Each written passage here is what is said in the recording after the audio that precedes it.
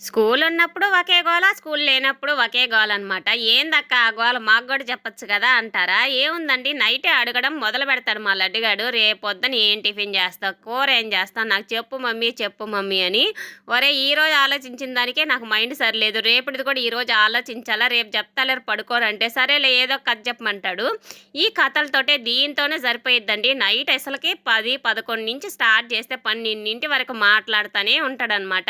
అరే నన్నన్నా పడుకోనిరా పొద్దున్నే లేసి నేను బోలెడు పనుందిరా నాకైతే మటుకు నన్ను వదిలిపెట్టరా నాయనా అంటే, సర్లే మమ్మీ ఇది ఒక్కసారి ఈ ఒక్క కథ చెప్తా వినమని చెప్పి ఏయేయో పిచ్చి పిచ్చి కథలు చెప్తాడనమాట. ఆ కథల్లో వాడి పేరు, నా పేరు, వాళ్ళ డాడీ పేరు ఇలాంటి పేర్లు పెట్టుకొని మరీ చెప్తాడు.